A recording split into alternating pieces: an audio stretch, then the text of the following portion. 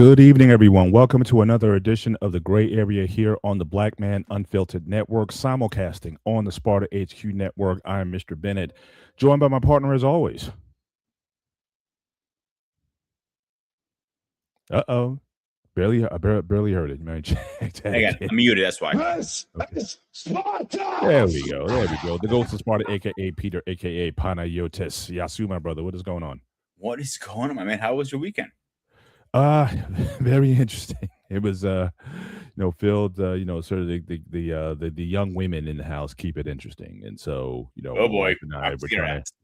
we're trying to keep the peace, and we're just trying to navigate having these women in the house. But every day I'm getting reminded, it's like, yeah, they need to grow up quick and find Get out. their own. And we really need to be empty nesters.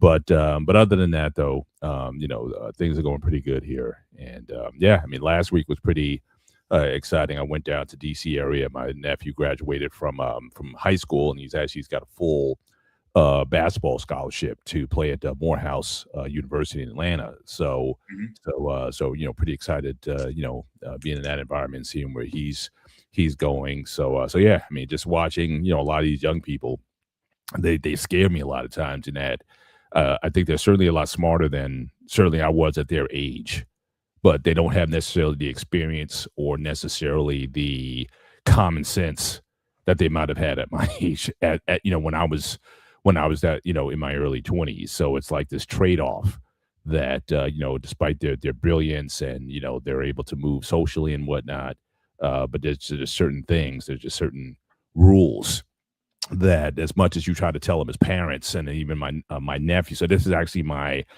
grandnephew. It's my nephew's son, Mhm. and even he was saying, you can, as a parent, you can say all types of things to them, but sometimes the information has to come from another source. I mean, you love them to death, and there's nothing you wouldn't do for them, but sometimes the messenger needs to be changed a bit. And so so that's kind of where we are right now. Like I said, It's it's very funny interesting you time. said that Mhm. because I had an event this weekend, obviously, and except me driving back and forth, I ended up crashing on my girlfriend's, right? Mhm. And I was talking to her son, and he doesn't have a great relationship with his father. So she even told me right before the show was started, like, I don't know what you said to him, but it hit on the nail.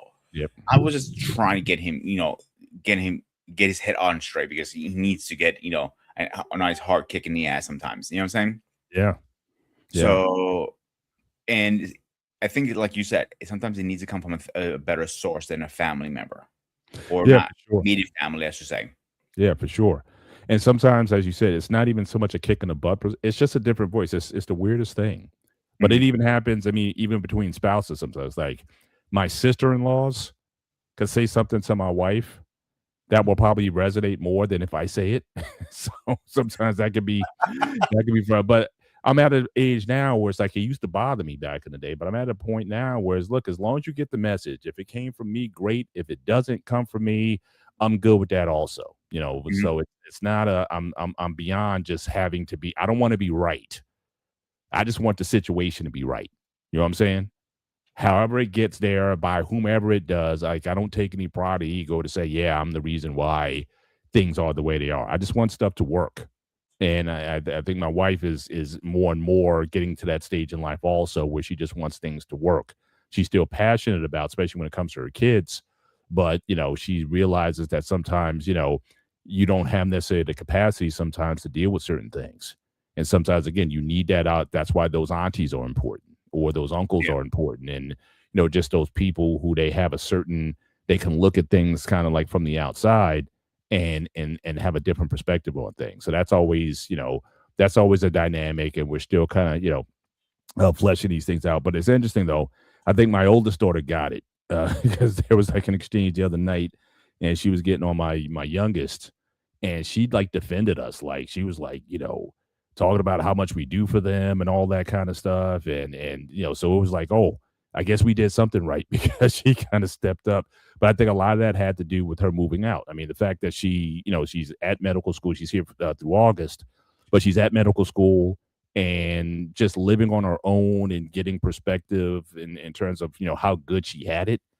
I think that does a lot too in terms of their perspective. So like I said, it may have to be just for their own good that they kind of move on and get into different lanes or whatnot, so they can kind of see things, but they can't take things for granted. And so so that's kind of the season that we're in, and trying to navigate that. But as far as her and me, wife and I, we're solid. Season 30, so we're pretty solid, and it's just about managing everything else around us. But I'm glad that we're kind of on the same page, and that just makes things a whole lot easier Of when you course. do that. So I so told you before, bro. Like between you and CQ, you guys got the two best marriages I ever seen. That's why when it comes to my personal relationship, that's why I ask you guys for advice usually. yeah, well, yeah, all we can give is, again, what might have worked for us, and that's the thing too. I mean, because we seek for wisdom from from all types of people. People have got older kids than us and whatnot, and so we're always, we're not so closed off that we can't listen to other perspectives. Like we got this, and I think the Mhm. more and that's going to probably factor into our conversation tonight, because certainly this topic has always interested me, certainly over the last few years, certainly since the pandemic and whatnot. Oh, How you've absolutely. had these billion-dollar companies just balling, rolling in money, and then a couple moves here or there and they're out of business, or you find out that the company really wasn't founded on a good footing. And a lot of times there is you know you just realize, like, oh man, this, like, what was really going on behind the scenes. And so we're going to talk about that tonight, and this is just out of curiosity. Again, we're not, Mhm. obviously, we're not balling like that as far as having these billion-dollar companies or what have you, but at the same time, you're and I appreciate the thumbnail as well. Shout out to BMU. Appreciate I just want to know where the hell did he find that picture of me? so yes, appreciate you as always, sir, for what you do with us. But yeah, I think you certainly nailed it. I certainly, you nailed it tonight. So really appreciate that. But yeah, but so we just want, just as a again, and the gray area. This whole show is about a conversation. Again, if we knew how to run billion-dollar companies, we'd be running them. Okay, so but this is just us, just because sometimes we're impacted by that. I'll talk about that in a little bit, as well. How how a lot of these moves, when companies go out of business, how they impact not only just the employees, how they impact communities, and how things can kind of go awry. And again, you have other content creators who can certainly go into more detail and give you every bit of how the company went out of business. We're going to highlight one guy tonight, and so I just found the conversation fascinating, so I just wanted to kind of go and and do that. So my man says, the advice Sparta gave it to me when they said you were being investigated. So so That's what I said to that. so that's kind of that's kind of where it is. But yeah, but just your overall take on, in terms of, or let me ask you this: like, are there any companies that you recall or remember that you thought, this company's so solid, whatever, they're going forever, and then you Do realize, it's like, oh snap, they're not around anymore. So what comes to mind for you, and certainly for those in the chat, what comes to mind to you in terms of companies that you thought were on a solid fitting, that they'd be around forever, and you turn around and you realize they're not here anymore. What There are companies come to two mind to you actually.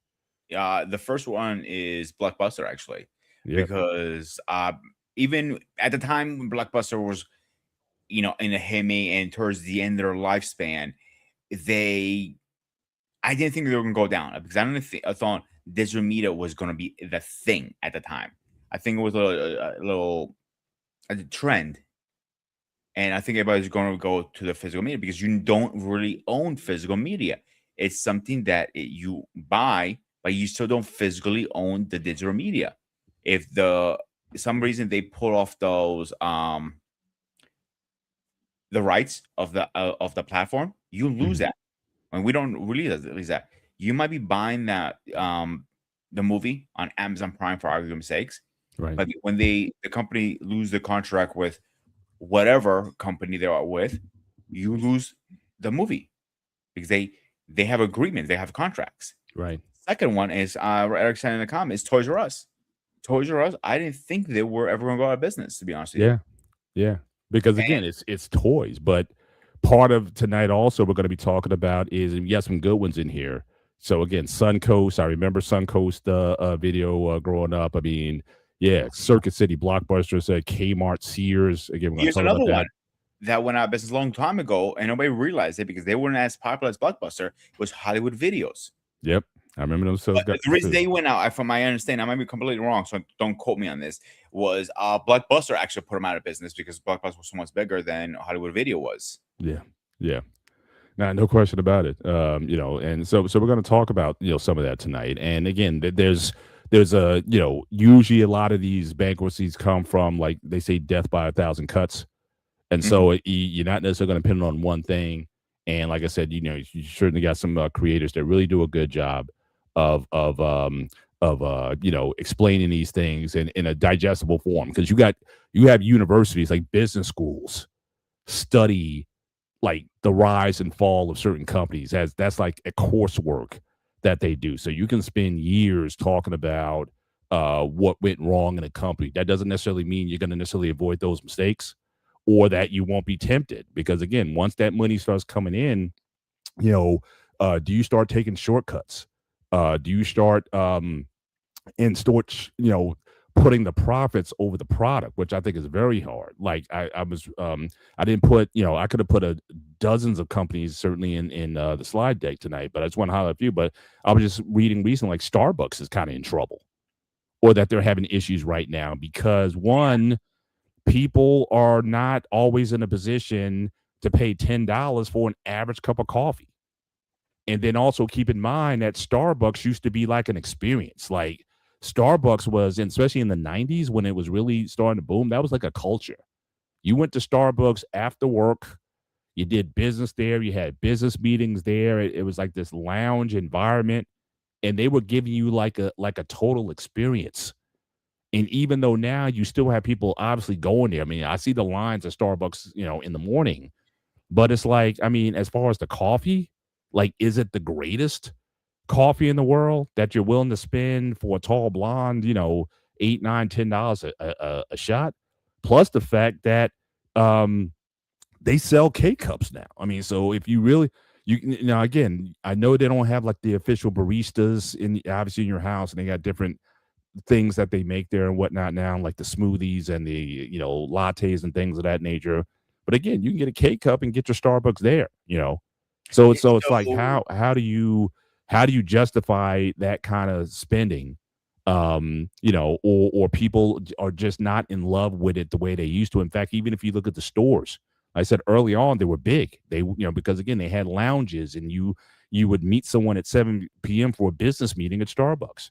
Now these stores are a lot smaller. They don't necessarily want people. It's basically they're just drive-ins, because that experience is gone. People aren't doing that anymore. So what are your thoughts on that? So I, I have a hard time believing that was Starbucks for two reasons. One, the lines are so out the door usually.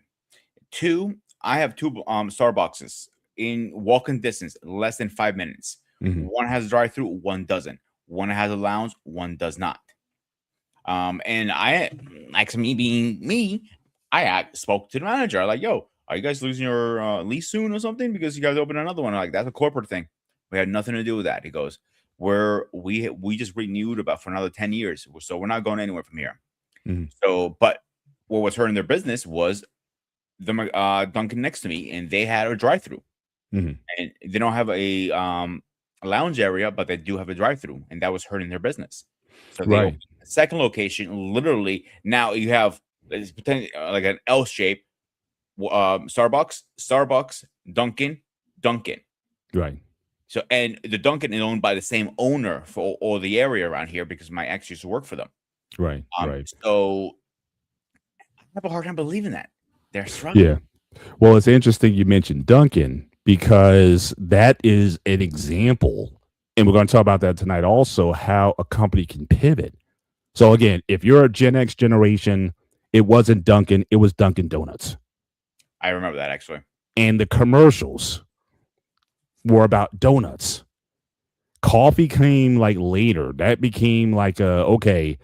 Also because people, I guess maybe they started thinking healthier. It's like, we can only sell so many donuts in the world, and people are more Mhm. health conscious now and not eating stuff. But there's a whole lot of money to be made in coffee and smoothies and lattes and all these other type of drinks that have nothing to do with donuts. And they were able to pivot and actually change the name of the company just to Dunkin'. I mean, it's not like, even though they still sell donuts, that's for most people. Like, I'd be very surprised that the basis of their revenue comes from making donuts. It's from the drinks that, in a lot of ways, from a health perspective, are probably worse than the donuts. I mean, if you look at some of these frops and whatnot, and how much sugar and whatnot is in them, they're probably worse for you. But it's a Absolutely. booming business. Yeah, And because and I so know they were able to pivot their operation, say, look, we're going all in on this. Yeah, we'll keep the donuts there, but the donuts kind of faded to the back. And so they're and so those are things that, again, for the good companies, for the companies that are still around, that's one of the things that you're able to do. They're able to pivot from see the trends and make the calls at the right time when you have to make the calls. And so that's an example of a company that is, I guess, flexible enough to Mhm. make those kind of to make those kind of moves. You know what I'm I'll give saying? you another example of that. And before I use that example, I you're right 100%. I've seen people put like extra sugar or extra creamer, and like it kind of kills. For me, Dunkin' is not good a good brew of coffee. It's more people go for a flavor, not for the caffeine for Hmm. coffee. That's my personal opinion. But if you want a good, strong caffeine coffee, yeah, you definitely will go to Starbucks. Now, Dunkin' is a good example of that, because you have another example, Domino's.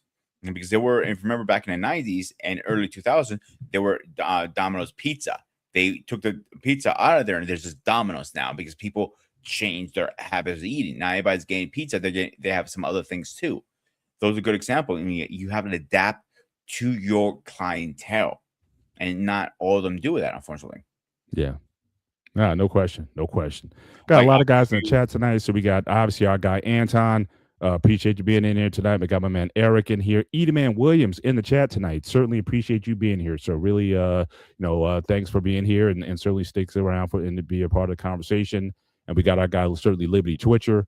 Certainly talking about Starbucks as well. And just like I was saying earlier, how often the drinks are even worse than the donuts. And certainly BMU's talking about, yeah, I mean, they had that decline in sales for multiple quarters between 2024 and 2025. And again, the competition is also increasing as well. And again, it's not like I'm not the biggest coffee drinker in the world. I know some people, it's like Coke and Pepsi. I buy what's on sale. If I want a Coke or a Pepsi or whatever, and I usually use the zero product, but I'll buy whatever sells on sale. Like, I'm not so bought in. You can't, if you gave me like a blind taste test, okay, this is Starbucks coffee and this is Dunkin' coffee or this is McDonald's coffee or whatever. I'm not that uh specific. Like, when I was traveling down to Georgia, you had a Starbucks right outside our hotel.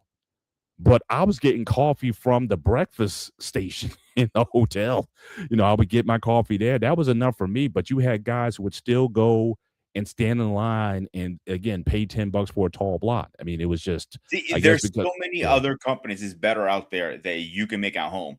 I give you a good example. Is Black Rifle Coffee. Their coffee is one of the best coffees I ever have, and you can get it in a bag, like you can use it in your coffee maker, or you can use it as a K cup. I that's do right. That's that right. personally, because I think like it.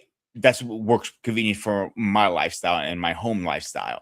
Right. But K cups are expensive too, Yeah. because for I think is it 100 cups, I'm paying like $60 at BJ's, something like that, 50, Which is still $60. less than $1 a cup of coffee. So you're still It talking is. about 10 times the amount if you went to a Starbucks and had, again, a barista make it for you and whatnot. So again, and even said Liberty Twitcher, again, a plain black coffee at Starbucks is very expensive, but it's still more expensive than that which you can make at home.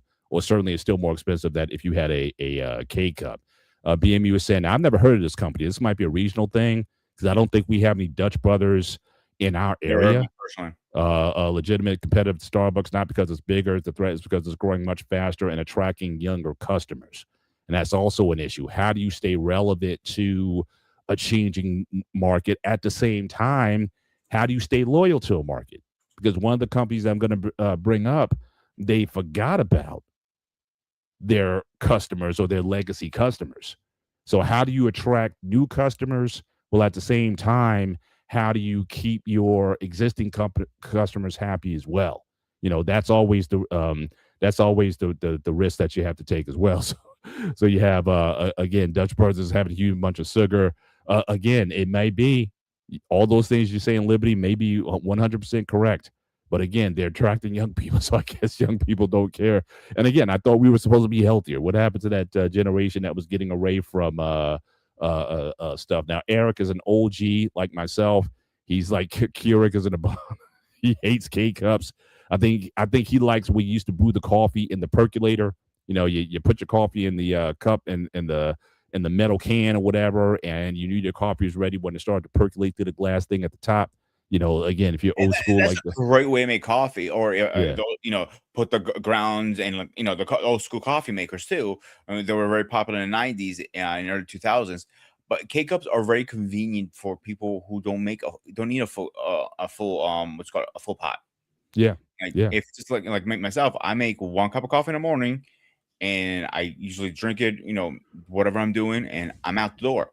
yeah, Now, if I make even a half a pot, that's way too much. I'm not gonna make yeah. a pot just for one person. It makes no And again, sense. I remember back in the '80s, it was so cool. Like if you had like a Mr. Coffee machine, Yeah, it was that's like what I had. programmable. So like you could set a timer, and as soon as you got up in the morning, got yourself ready, 8 a.m., you're going to work or whatever, a fresh pot of coffee is waiting for you when you get downstairs for breakfast. I mean, I don't know if anybody does that kind of thing anymore, or And then owns that's like a like K cups too. You can get those refillable cups, and so you literally it's the same thing as a Mr. Coffee. You yeah, can literally you pop it open, you put the grounds in, close it, pop the lid, hit what your program strong or whatever, and go from the and let yeah. to the rest. And you still have people that do that. People I know people who go to certain stores, like especially like Wegmans or Mhm.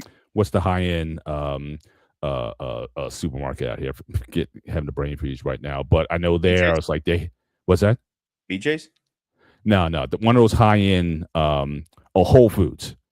And they Oh, have like I don't mess with they have like beans. Like you literally buy the beans. You don't even grind them because some people they either have their own grinder at home or you get them ground, but you literally buy them by the scoop, your beans and whatnot, and they tend to be fresher and you do your own. Some people are kind of like their own baristas in a way, but some people just want they just want BJ. Yeah, I saw that right. I'm waiting for your finish, so I make a comment. So So maybe I know you like my BJ's. oh gosh, that's so it's going. I was like, "Where's he going with this?" And I forgot you kind of slid that in there. No, Pause that I as mean well. BJ's the store, not the BJ he's thinking of, but like So, he likes BJ's from Greek Men, I guess. yeah, yeah. But yeah, but let's get into this a little bit. I just want to kind of highlight some stores again. There's yeah, exactly. Pause again, sliding in.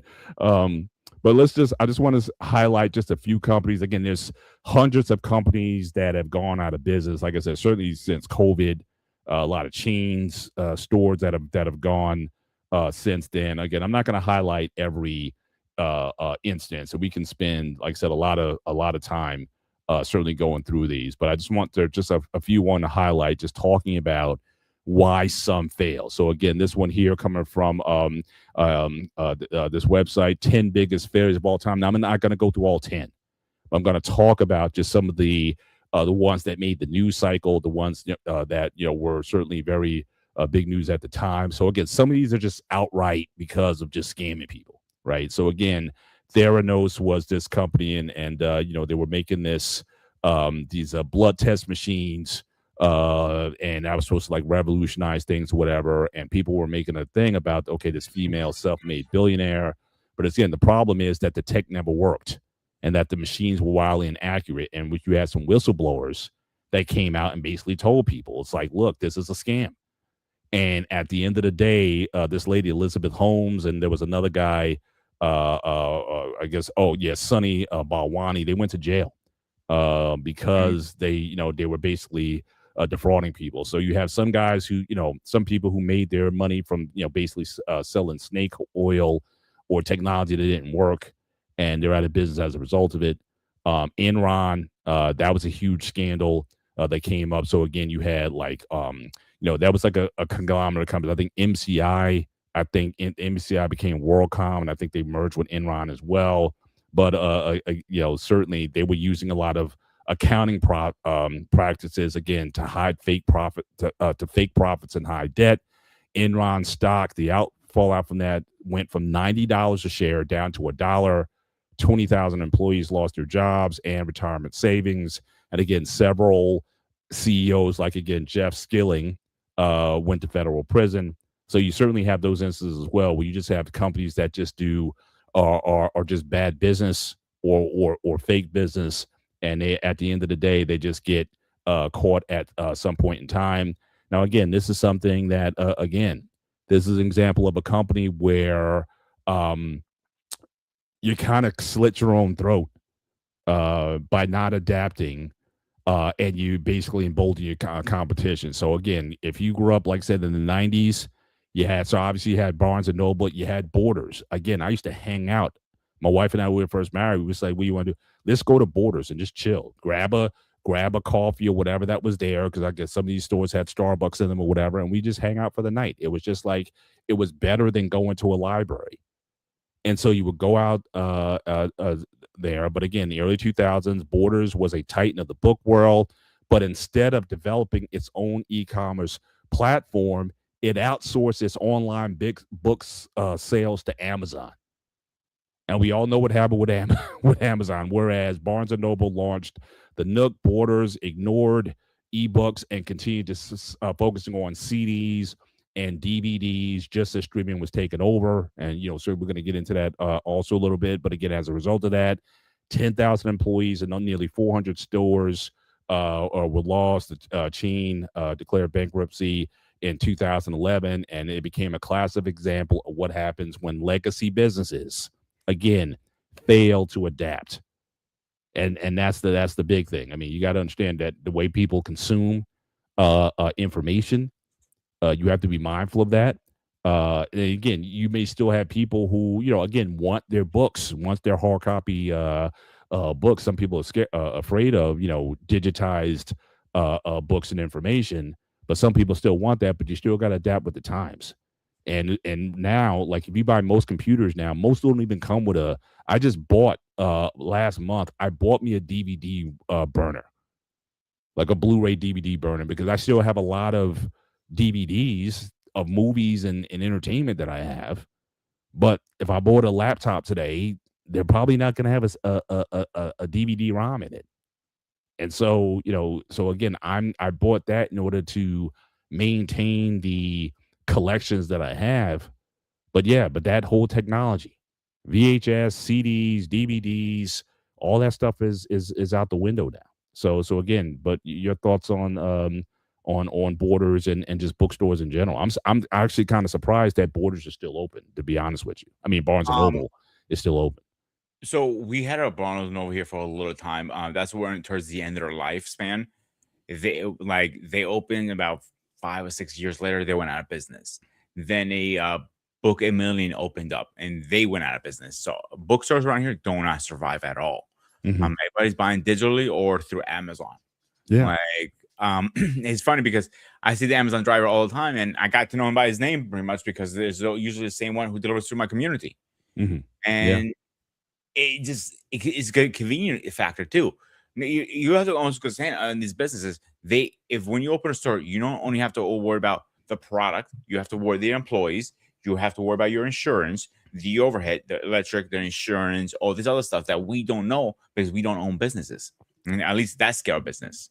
Yeah. So if I'm surprised how bookstores even made money at one point, because people are popular there. They're popular, but I always saw people reading the book in the store. Right. When they're done with the coffee and reading the book, they leave it and dump a balance. So how you make now, if they made a rule you couldn't read the book in the store, you have to buy it.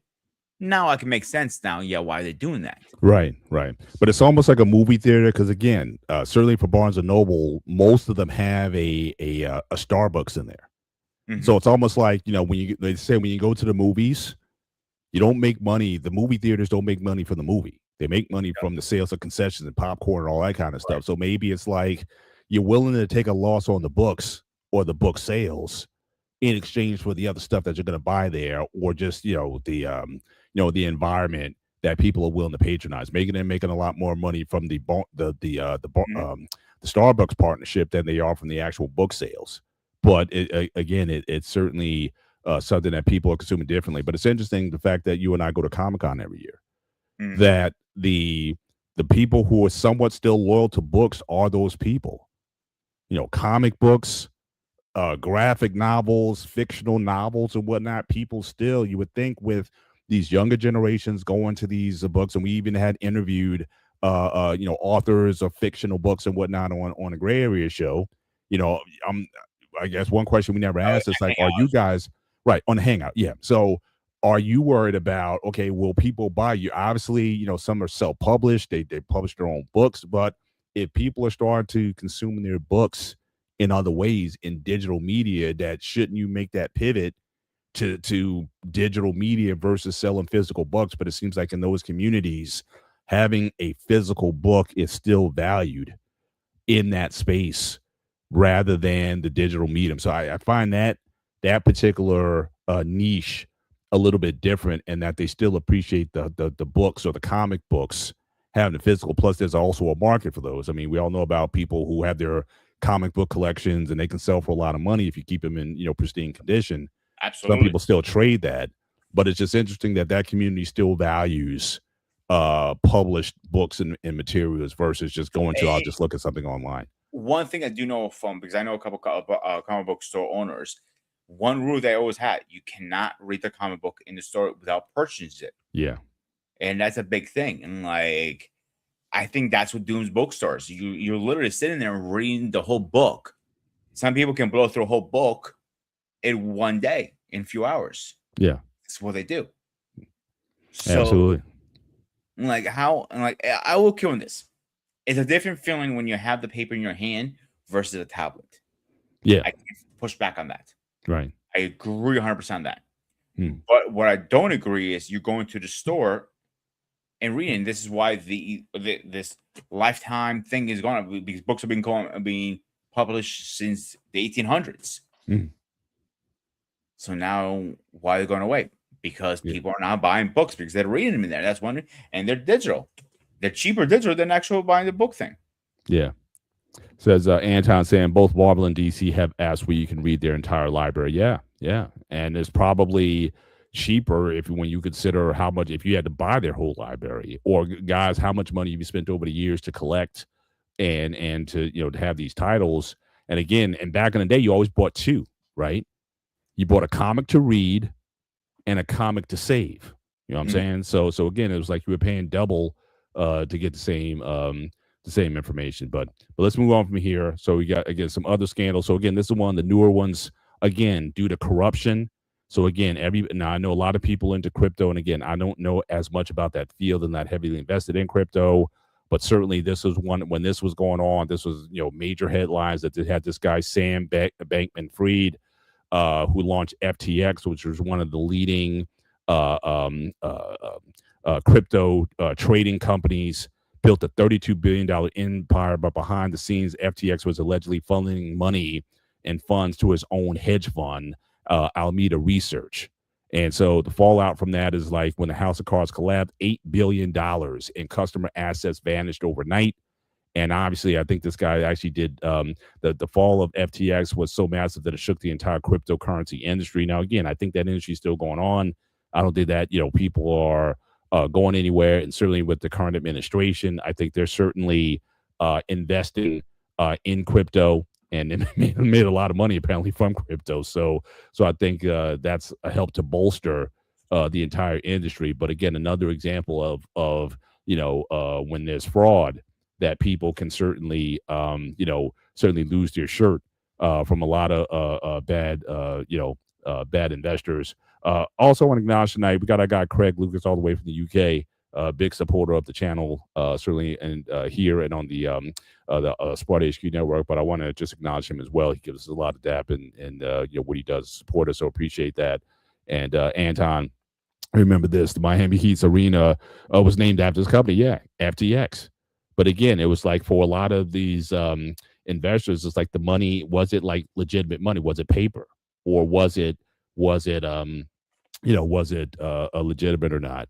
Enron Field, I remember that certainly back in the day when Enron was a big thing as well. Another good Yeah. example is Red Robin almost got bankrupt because they were caught doing some. I don't remember exactly what they were doing, but that was one train company you didn't want to use for a while because they got caught scamming people right and left. Mhm. Yeah, So gotcha, gotcha.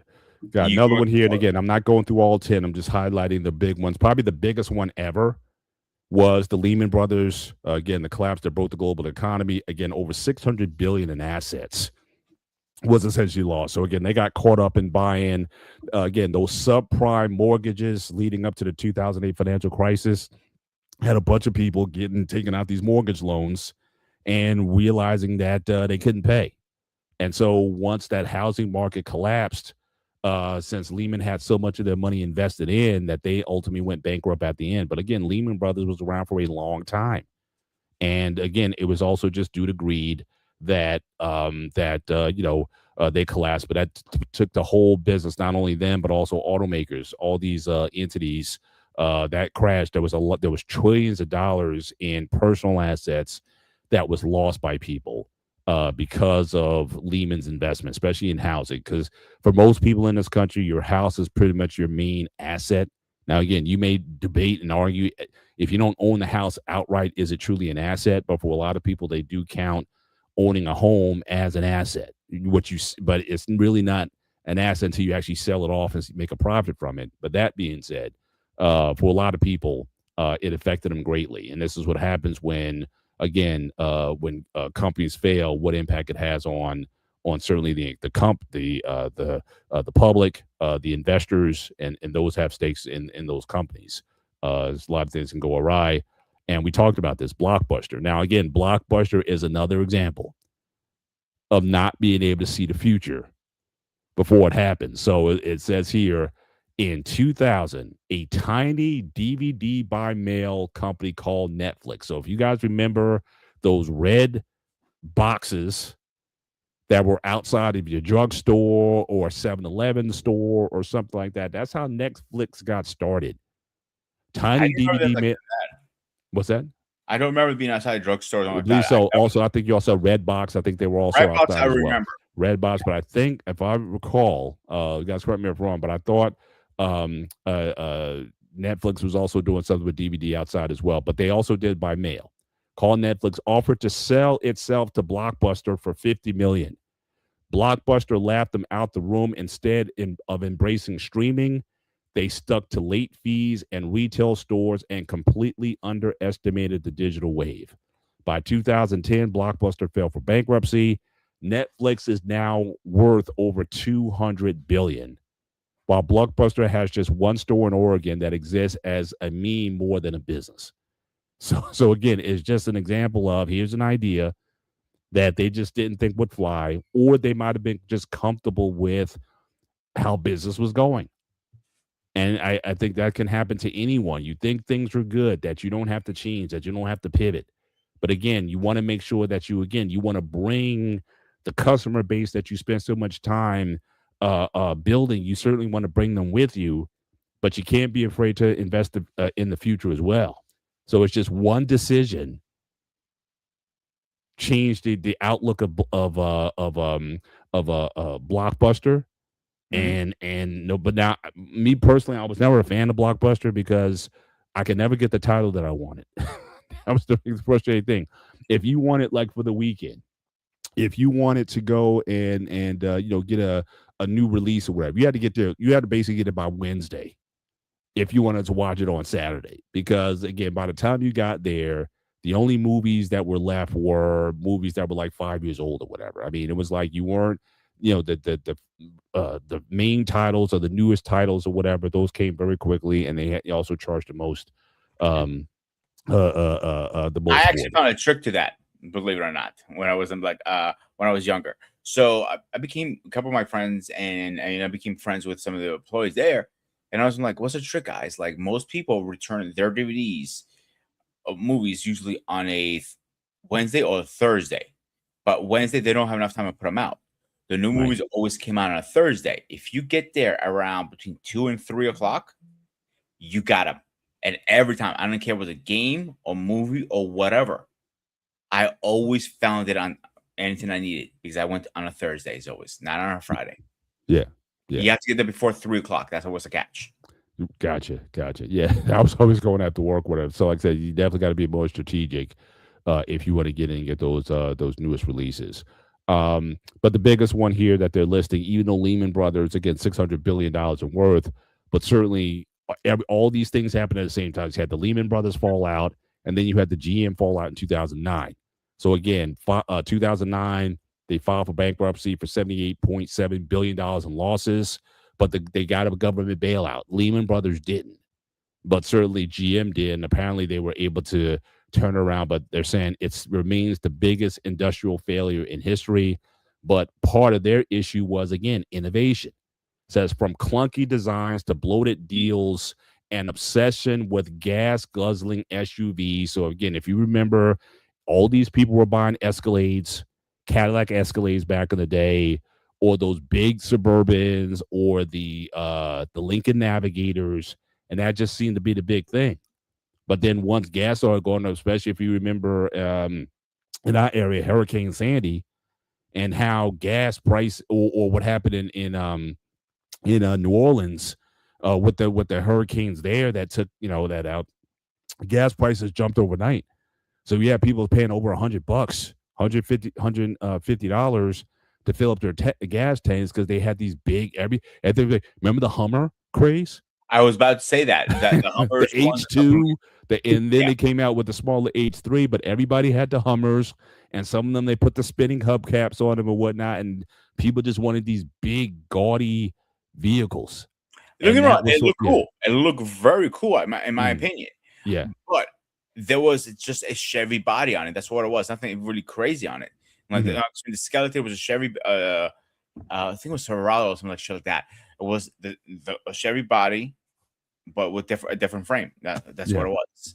Yeah, But few I know people people like, actually had the money or bought the real, because actually the original Hummer, 'cause I think Arnold, he was like a big promoter because he loved the Hummer itself. So I think he invested a lot in the promotion of it. So he he had like the was. real one. The That's real one correct. is massive. I mean, you think the H2 is big, the Hummer it's wide. It's like it's super wide, and so like it can't So fit into he traditional was parking lots and things of that nature. It's just too. he was a huge fan of the Humvee, what the military uses. And yes, you can buy those today very Mhm. easily. They sell them all the time. The retired Humvees, they sell them. But the problem is, the parts are very hard to get, and somebody to work on it because there is a special niche on those. Right. Second, this is me again. That's not for everybody. Somebody has probably died in that Humvee, and killed in action or something. I could not put myself through that, Mhm. thinking that I'm dying. I'm driving with a soldier just died. Yeah. That's breaks my heart personally. Yeah. But he was a huge fan of Humvee. That's why the Hummer came out. I seen a H1. It's wide. I'm not gonna deny that, Paul. Yeah. Not to the point that you couldn't park it. You can park it comfortably. It just Between two, you would park that between two car, like you got. oh yeah, you could. Yeah. It's you have to get used to it. You have the learning curve behind that. You can't. But how do you even open the door? I mean, Same you know what way I'm to open saying? It's that'd he be had to make it street legal. If it couldn't fit between two doors, it couldn't be street legal. The Humvees in the military are not street legal. They're a lot wider and a lot bigger. correct. I haven't seen one in person. I don't remember if I ever seen one in person. Yeah, as But far from as my one driving one as a public car, yeah, only military. I got a place just down the street from me, a National Guard place, so I've seen them on the roads, but not like a regular street person yeah. driving it around. But it's also interesting that I'm sorry, go ahead, finish your point. So the when he got the idea, he wanted to get this. I think he got the idea from a movie or something, and he was, I guess, sponsor or green light. I'm not sure, but that's how the Hummer came about. Mhm. I knew people who had the H2, and that was the most popular one. I thought the H1 was a lot better looking, personal opinion. But people were back then in what early 2000s that came out, I believe, Paul. I'm not mistaken. Yeah, yeah, gas at the time was a lot cheaper than it is now. It Oh was yeah, about $100 to fill that gas sucker. Now it probably went closer to over $200 easily. yeah, for sure. Well, like I Yeah, said, we had those spikes. I said when that hurricane hit couldn't Louisiana, get gas station. that was a big thing. But talk about the old clunky designs again. Oldsmobile. Now again, you have to be Gen X or baby boomer to remember Oldsmobile, and it's even in the name, old. So Oldsmobile was your grandfather's car, your grandmother's car. You didn't have certainly in the 80s and 90s, you didn't have Gen Xers saying, "Oh, I want to buy an Oldsmobile." That was like your grandmother's car. And so again, as that generation started to phase out, again, you had to close the company down because they weren't coming out with anything. I mean, even the way the car looked, it's like, oh, that's grandma's car. And so certainly that was a thing. Again, GM also phased out Pontiac. Now Pontiac has some cool cars, obviously the Firebird Trans Am, certainly one of the great muscle cars, especially the 78 one from BJ and the Bandit with the Firebird on the top. Certainly one of my favorite cars of all time. And even obviously you had the Trans Am from Knight Rider, if you guys remember that show. So again, after a while, like the designs got old. I The give you only a better muscle car that's example. really sold today that I see out there that still kind of looks cool, like if you want to own one, is a vet. Corvette. I disagree with that. I'm just saying as far as look wise, I mean, you would if I had an opportunity to own a Corvette. I mean, absolutely. I mean, it's I'll pick a still. Mustang over that. That's personal preference again, of I course. got you. I But got you. another car that was also discontinued, and people don't realize that, was the Ford Crown Victoria, because Yeah, that was the that was go-to taxis and go-to police car. Yeah, yeah, absolutely. and they discontinued that. It came in public about 07-ish. Yeah, Right. '07, and it was discontinued in 2011 actually because of the gas prices. Yeah. And they couldn't do that. Not the company's fault, obviously. Right. But they had to put a plug on something. Yeah. Yeah. Just move on to some other different companies. Again, changing trends. Again, who remembers? I don't want to grow up. I'm a Toys R Us kid. I mean, Who didn't? that was so. You would think that that how can toys kind of go out of business? But again, they filed for bankruptcy. 70 years in business. Filed for bankruptcy in 2017. But again, what brought the company down? Again, poor financial decisions, increased competition from online retailers like Amazon, and a failure to adapt to change in consumer behavior. Like, I don't know about you, but it seems like now, like a lot of kids, I don't see a lot of kids playing with toys like the way we used to. No, Like I grew up on puzzle games and I mean like real toys that you kind of mess with. Like I got this guy right here, like this snake puzzle. You kind of take it apart and you would spend hours just kind of playing with this guy. But people don't fancy these type of gadgets anymore. It's like when a kid says what they want for Christmas or whatever, they want like a video game or they want like a cell phone or some other some digital. But like kids don't say, oh, I want a board game for Christmas. I want Monopoly for Christmas. Or what's that game that you play on the floor with the circles and you got a twister. oh, I remember that. Yeah, I mean, kids, from what I understand, like they just don't go for that stuff anymore. So again, maybe dolls, maybe. I mean, girls, you might want to still play with dolls, but do uh boys, do they still play? I mean, I guess maybe some WWE action figures or something like that, Hmm. but it's not it seems like it's just not as desirable anymore. So again, as far as changing consumer behavior, I don't see the consumers today having a lot of interest or kids in general having an interest in quote unquote toys. Or certainly their attention span is such where they're not going to play with those toys for very long. And I think that was surely one of the things that they couldn't adapt to. But I don't know if any company, for the most part, could adapt to that. It's a lot of inventory. Those stores were massive, and you got to sell a lot of it. And again, if you can get it on Amazon for cheaper, then people are going to take that route also. So again, but I think this is certainly one that for a lot of us, we never thought would go away because what kid doesn't want toys? But kids have changed. But your thoughts on this one? So what I read online, when Toys R Us went first out of business and heard that they were struggling, they did not own the rights to their online web. They sold that long time out to Amazon. I remember clicking Oh, on so it's the same mistake that that Borders did. they let similar. they let Amazon take their online sales, and eventually people started going to Amazon more so than Toys R Us. So they kind of shot themselves in the foot by that practice because they didn't want to do the investment in the online portion. Correct. So I remember buying buying something online. Went to Toys R Us, clicked on the website, took me right to Amazon. Right. Right here. Did it again, did a couple times, like, okay. Yeah, something's not adding up here. Yeah. So unfortunately, that's why I personally think Amazon went out of business because of, Toys R Us went out of business because they didn't have no online presence. A lot of people, this, Paul. I know how much you do it, but buying games on, buying things online, even games, easier to get online, shipped to the house. Absolutely. Sometimes you don't Absolutely. have time. I don't have time to go to the stores. I usually because of weekends. Yeah. This weekend I was working. I had no time to do anything this weekend. So I'll be here tomorrow. Sweet. That's it. Gotcha. And it's interesting here. Eric talks about Sears. Sears is probably like the biggest failure in terms of not embracing the future. Like Sears had the infrastructure. Sears very well could have been Amazon years before. In fact, Sears was the first, from what I understand, Sears was the first retailer to have online shopping. They used to have this Genie program. So when personal computers started to come on, they had this Genie software.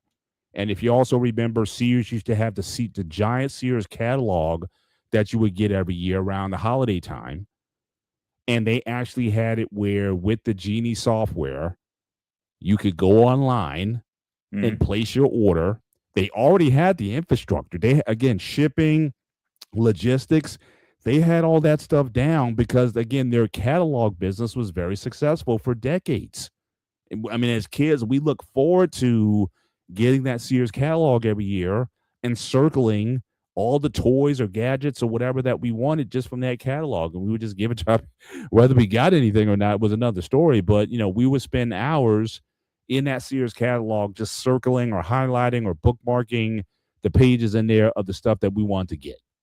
All kinds of toys, action figures, you name it. And they had it. I mean, all they had to do was really invest at that, would have been a minimal amount of money into developing a real legit, when the internet really came on board. They really should have been the best company to take advantage of that. But they failed to do so. And ultimately, it led to their demise. But they had everything was in place. At that time, the head of Amazon, he had nothing. He had a couple in the warehouses, but they had the logistics, they had the infrastructure, supply chain. Everything was there for them to succeed. You're talking about a company that's been in business almost 100 years, but they were slow to the party to embrace it, and by the time they did, it was basically already over. And that's, to me, that's the biggest example of what happens when you don't. Again, you're almost like you're like a luxury liner, right? For a luxury liner to take a U-turn or one of those military aircraft carriers, right? For them to turn around, it takes miles like of circumference for them to turn around. And I think that's the problem with Sears. They were such a legacy brand for so many years. I mean, they gave you lifetime Craftsman tools, lifetime warranties on that stuff. You just didn't think that how could Sears go out of business? But unfortunately, they did. And then you had other entities. Walmart came into play. Target came into play. Started to take some of that business too. And like I said, it was just death by a thousand cuts. But ultimately, it was due to their due to lack of change when they had every opportunity to do so. And like I said, they were the first online retailer, but they didn't take it to the next level, and they got caught, and eventually they got taken out. This one here is personal for me. Full disclosure, I worked for Bed Bath & Beyond in their IT department for almost 20 years, um, up until they closed business in 2023. So I was there when everything went wrong. I was there at their success. They would open up probably every week. They were opening up like a new store. Like they would announce it over the intercom. We just opened up store number 575 in Carton, Nevada. This is our 20th store opening. They were opening up like 50 stores a year. And it would just come over the intercom of their expansion. Massive expansion in the early 2000s probably through the mid 2000s. And then they fell off. And so again, the owners, the original founders of the company, they wanted to make money for themselves. They did an $11.8 billion buyback in 2004 to get its own shares. But the problem was, again, that buyback comes to more than twice the 5.2 billion in debts that they had in its most SEC filing, and they were unable to buy inventory for required sales that they needed and to reverse losses. Now, Now, but another let me ask this question: as a yeah. person who worked for the company, did you know they were struggling that bad? You might lose your job, or what? And like, I'm curious because I know you're the second person I know work for that company. Mhm. Like, my editor, Kelly, worked for Blockbuster, and it was kind of like the rug was pulled underneath him, kind of thing. They knew they Right, were struggling, but not to that point. right, Same thing with Bath and Beyond. He knew they were struggling. The carpet got pulled off on him again. right. So, and I keep joking around, like, dude, It was the it was train comes kind of around like it was kind of like the Titanic. Like I said, for a lot of these companies, it's death by a thousand cuts. There were holes in the ship starting all the way back in 2004, you. Hmm. but they were still growing. And like I said, you had this sense that they were growing every year. They got up to over, I think, revenues got almost like to 11 billion in revenue at one point in time in the early 2010s. So they were, the what you saw from the outside was, yeah, the company's growing, it's successful, they're ubiquitous, they got stores all over, um, and everything was fine. But as Anton certainly lists here, competition. Now you had other retailers that went out of business before them. So like Linens and Things used to be a chain out here, and they went out of business. And so again, it's like less, but again, Target was upping its game. If you remember how Target transformed its look, how they transformed their stores, they were Yeah. kind of like they all kind of looked the same, but then they kind of reformatted the stores and made them more like showrooms, and they put a lot of investment into making them look cool. But then Walmart was always there, and you're always racing to the bottom in terms of prices there, and you had Amazon growing, so that the competition certainly heated up. That was a factor. The buybacks from the owners, and basically they were just looking to hook up their families and whatnot, not necessarily investing in the long term health and interest of the company. That was a factor. They really amped up their online, but again, by the time they really invested in online, it was like 2017. They were way late to the party. And FYI, if you see Bed Bath and Beyond now, that's not the original Bed Bath and Beyond. What happened when they declared bankruptcy and started selling off assets? They were bought, and I forget the name of there was an online retailer that bought the IP, the bedbath.com address. They bought that address for $20 million, and they simply renamed their company Bed Bath and Beyond. And so anything you see now with Bed Bath & Beyond in terms of the profits and if they're doing well and whatnot, that's not the original company. That was a rebranding of the company, and I'm still trying to remember the guys who brought them out. Oh, Al,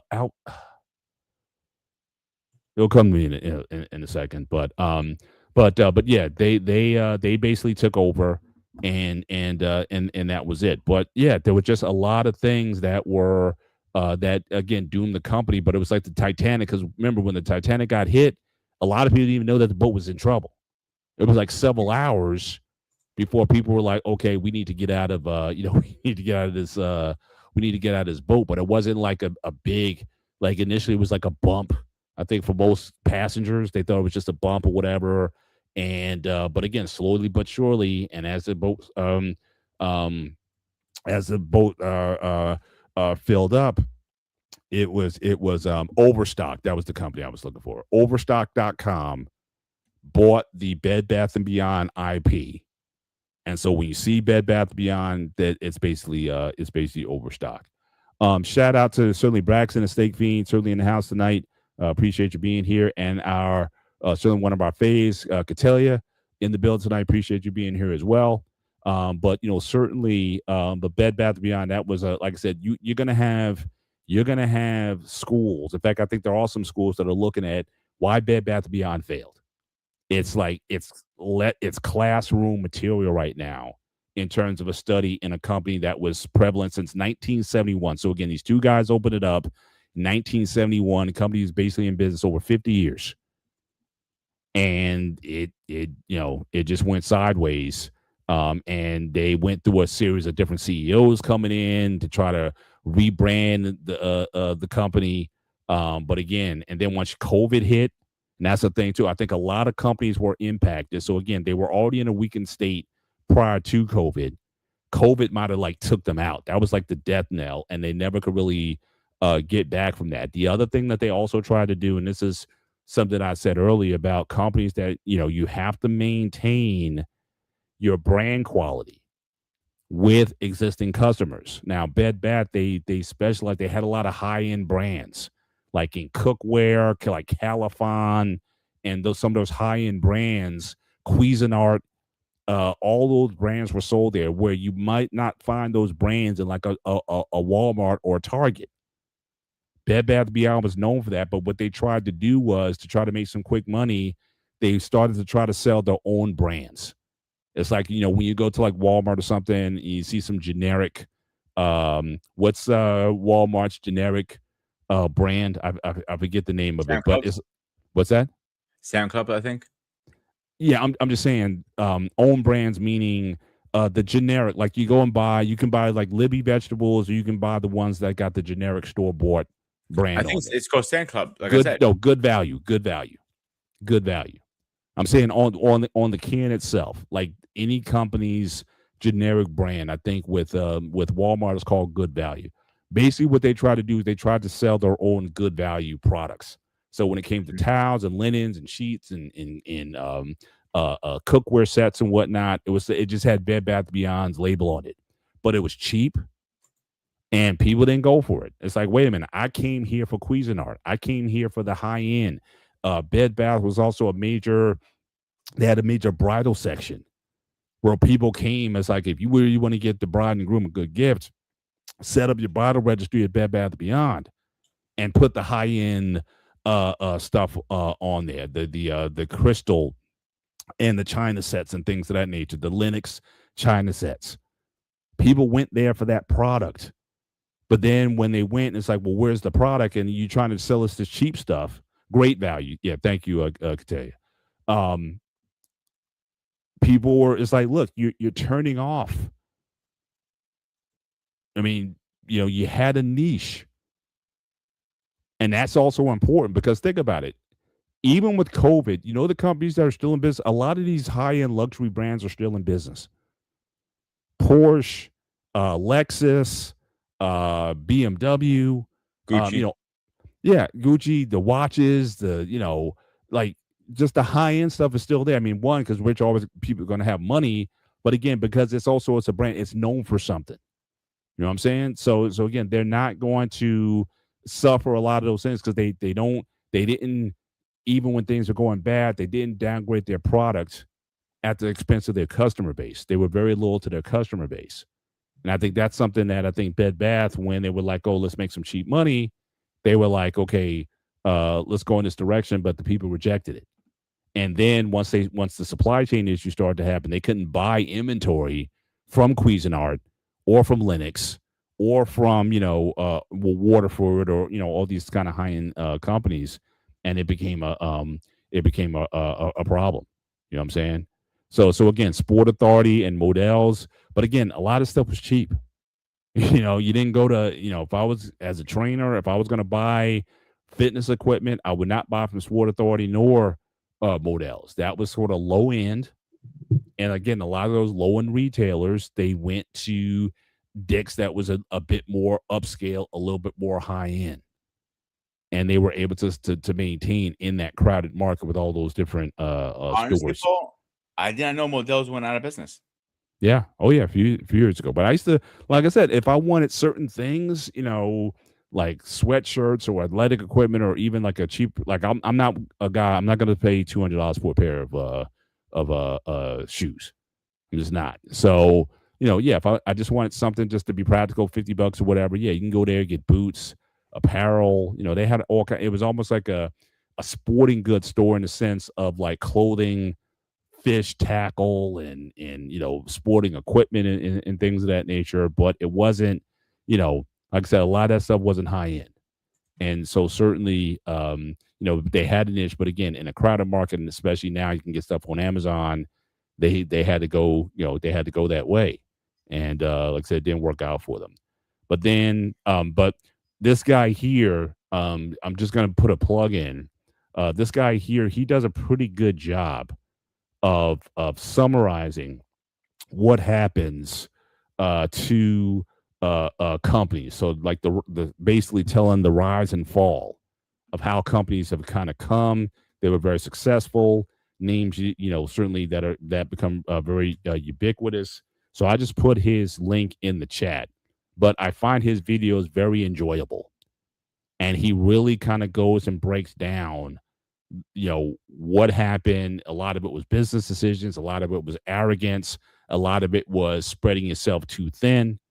And so he goes in and talks about these entities and fan reviews. Like the one that fascinated me recently that I watched was the one on not the NASCAR, the rise and fall of NASCAR. At one point, NASCAR was the second most popular sport in America. They were an early partner with ESPN that helped grow the brand nationally. Because again, NASCAR was basically a Southeast regional sport. It's a Southern sport, but with ESPN, they were able to grow it nationally. And you also had the influx of new stars, right? Like Jeff Gordon and these younger. Back then, it was like Richard Petty, a lot of the skull dipping Southern good old boy type of Dale Earnhardt, rest in peace to him. But you had a lot of that deep Southern roots kind of thing. You would go to a NASCAR race, they had Confederate flags all over the place. It definitely let you know you were in the South. But then once the sport started expanding to California and to Michigan and to all parts of the country, Dover, Delaware, different Poconos, all these different parts of the country, um, you know, things started to change. And in the wake of certainly what happened with Black Lives Matter, that George Floyd, and people were like, look, we're changing the dynamic. They were saying, okay, you can't bring a Confederate flag to a NASCAR race. Now, whether you want to call that cancel culture or not, in fact, we got an upcoming show. We'll talk about cancel culture, and I may go back to that example to show you, what happened in that situation. But NASCAR had some decisions to make in terms of like, are we going to try to broaden our base? But how do we broaden our base of appeal without turning people off? Yeah, for certain people, seeing the Confederate flag in 2026, yeah, that's a problem. But for other people, it's like, look, this is our culture and whatnot, and we just want to be us. But so again, Michael Girdley, he talks about several companies, and each summary that I've seen, most of his videos are like 20 minutes or less, and he really does a great job. So it's a very entertaining channel, and certainly I recommend if you want to kind of get summaries on those things, you can certainly go there and check those out. But again, even in other spaces, we talk about Sears. Yeah, again, catalog business, they were in the perfect position to take advantage of. They should have been Amazon. Amazon was started in '94.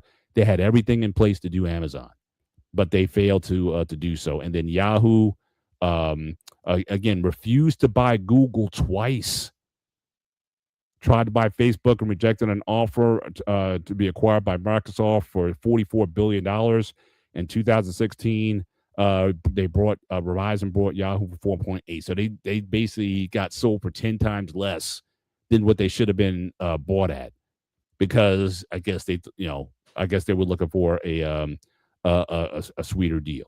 And then Zanton saying here, yes, all these younger drivers definitely, again, none of these guys were from the Deep South. A lot of these guys from California and other parts of the country, and it was just a new face of NASCAR. Some fans accepted it, some rejected it. You got other companies like, again, Peloton was the big thing. Everyone's spending $2,000 for these Peloton bikes, and some people didn't. Certainly when again COVID hit and again money became an issue, nobody wanted to start paying $2,000 for bikes anymore. And so they fell off the scales.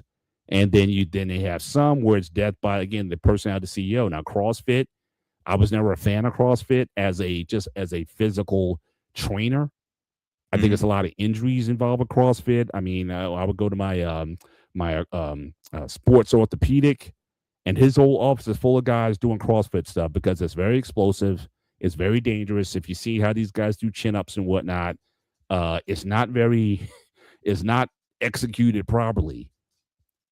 But then the CEO had some stuff to say that got him in trouble with a lot of people. So again, another example of cancel culture.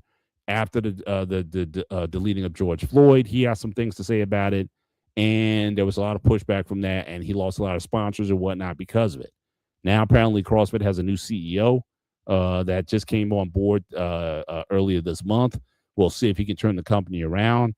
But sometimes the CEOs of these companies, again, we talked about this, and we'll talk about this more in the cancel culture show. A lot of times, these guys start to think of themselves bigger than the business. And so one of the rules that I've always heard in business is don't mess the bag up. And so when you decide to be outspoken in certain areas, do understand not everyone's going to like it. And when you go too far with your opinions, regardless of where you go, you're going to offend somebody. And you have to ask yourself, is what you're saying, is that worth hurting your company over your comments? Or are you going to double down on it?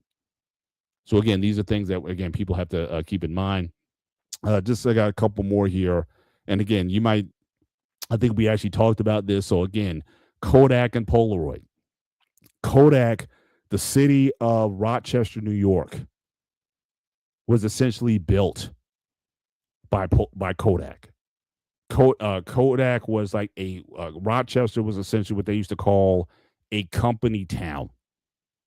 They literally built a city to support all the workers, where they had in the tens of thousands of employees working at Kodak. They built a whole city around it. But when Kodak failed to see the digital space coming, they went out of business. And if you last time I was in Rochester, might have been about 10, 12 years ago. And it's like a ghost town.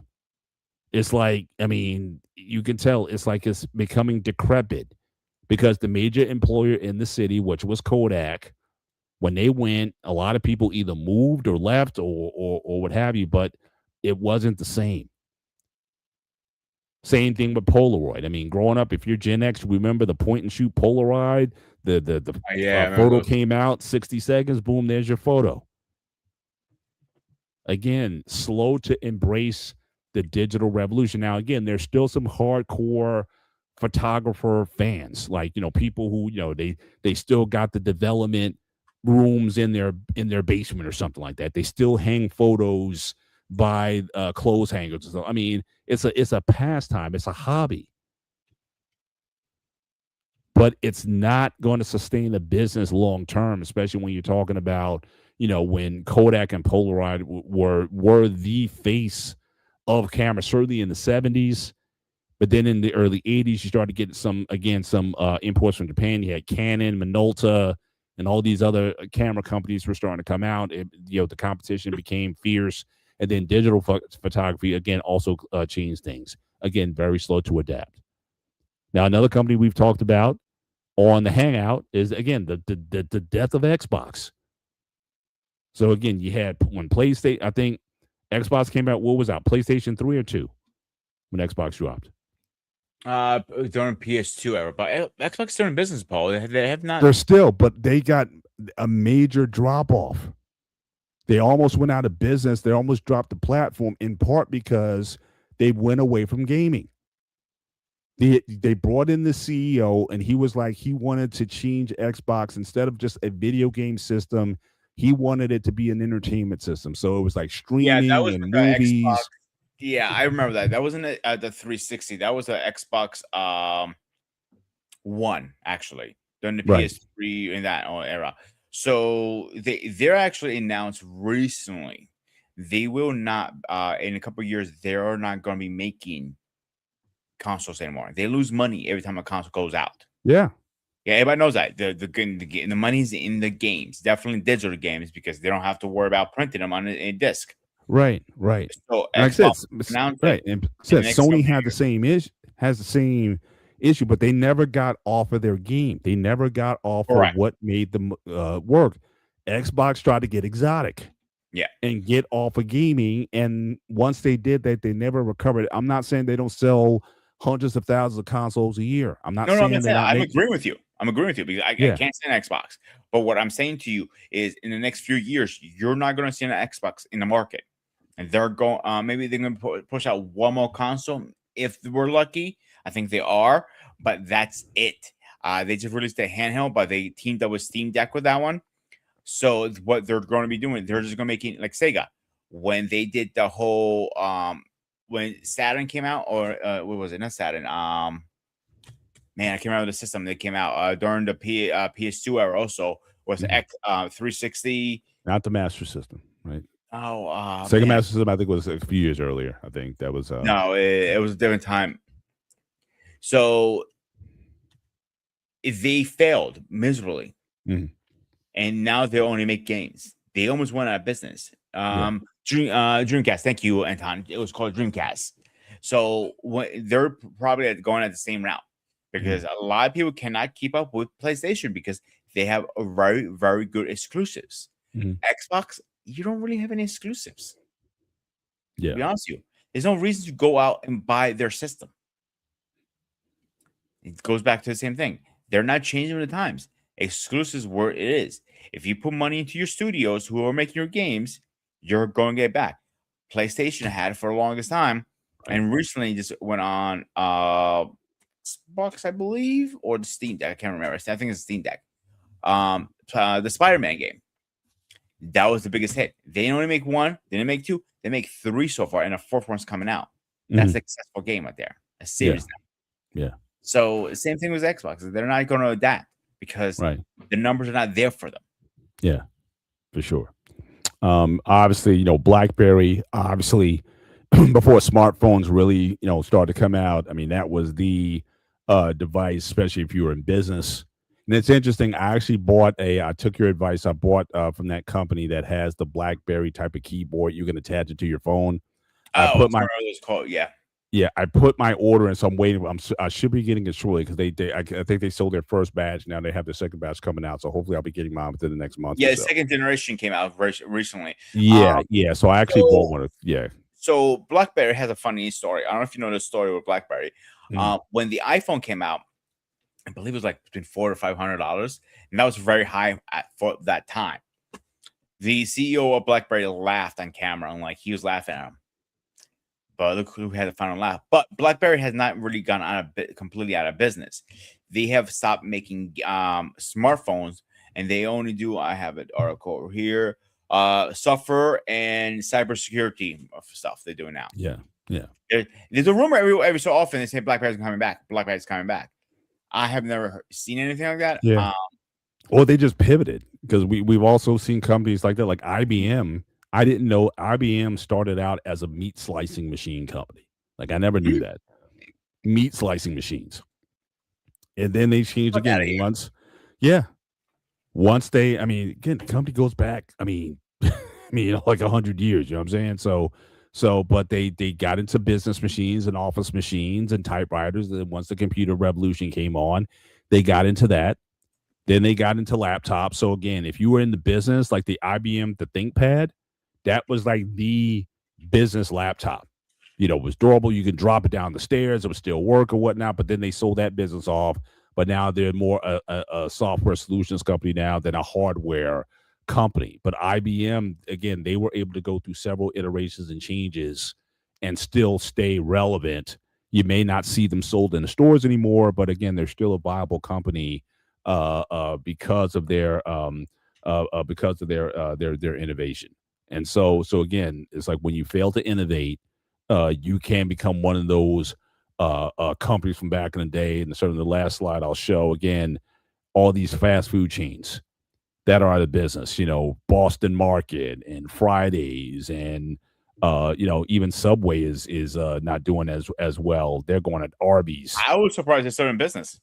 Yeah, Applebee's. I mean, a lot of these companies are struggling right now. When they first came out, they were like the big thing, but a lot of people don't really go to them that like that anymore. And so, you being working in the restaurant and the food business, why do Mhm. you think a lot of these franchise models fail?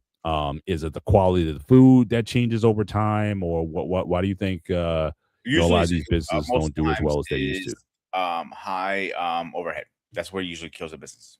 Mm, Very high overhead because your whole food product has to be the minimum 30%, nothing over 30%. You're not gonna make money after over 30%. Your mhm, lost profit should be at 30% with your loss of your food. So because let's say you bought a case of burgers for let's say $50, argument's sakes, all right? mhm. Um, and you sell it for $8.99. Do the Mhm. math. Are you making that money back? Right. But No. don't do the math. And there's a lot of them out there like that. They don't pivot or change, talk to their providers. Like Cisco is one of the number one food provider in the market right now. They it's the price and they deal with it. But except I pick up the phone and talk to your representative. Listen, I need a better deal, or I'm going to somewhere else. And there are other companies. I'm not saying they're not. The Yeah. U.S. Cisco is the number one, but the U.S. Food is another one. Mhm. Pocono Produce is global now.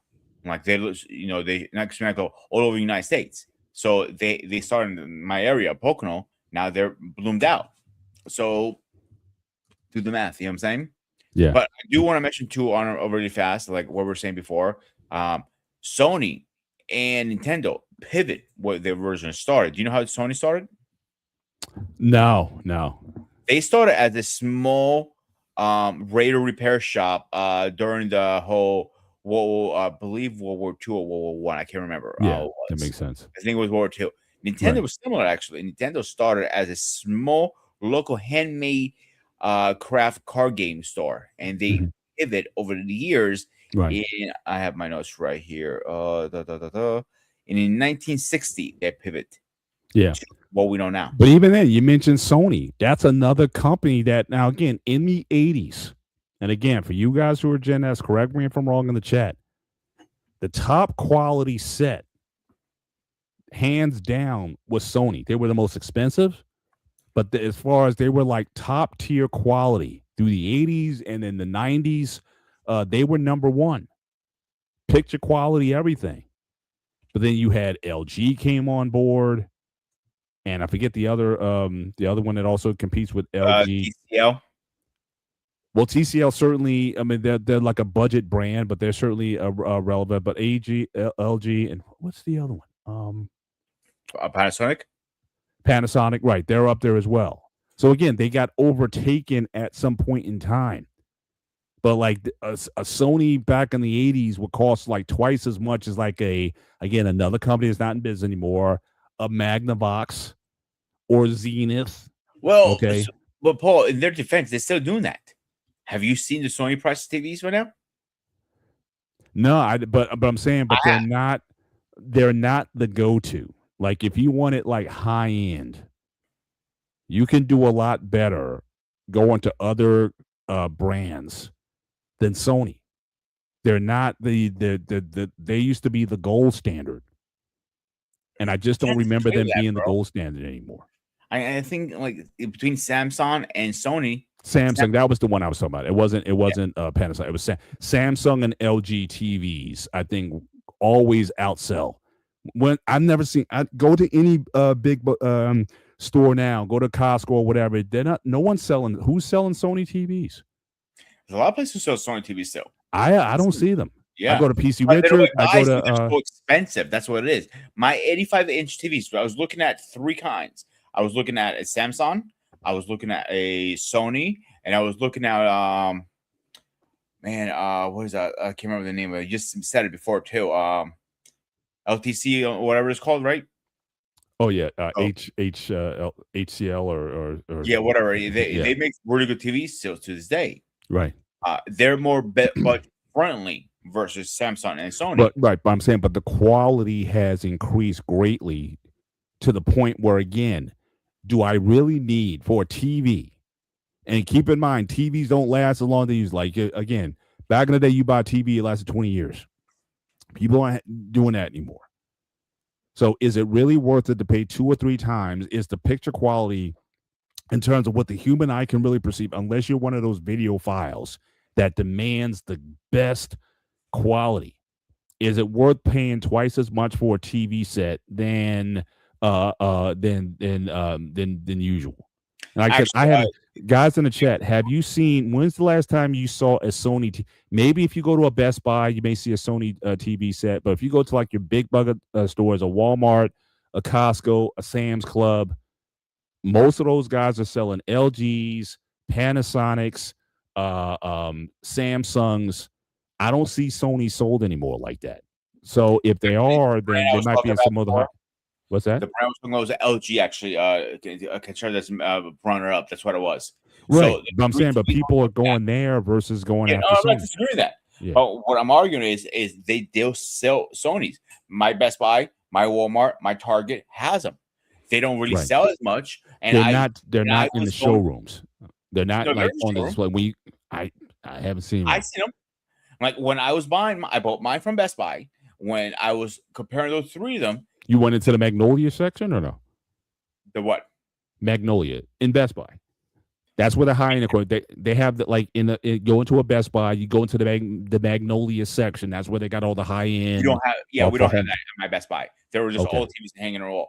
And the guy gotcha. goes, listen, I'll be honest with you, like if the LG are really good quality for a good price. Yeah, But he goes, because I was really pushing to the Samsung, like check out the Sony. He goes, it is more expensive, but you could have seen literally naked eye, quality to quality is night and day. With the Samsung versus the LG, you really couldn't tell with a naked eye. And I went with LG Samsung because I had a Samsung, multiple of them, and they survive a long period of time, usually for me.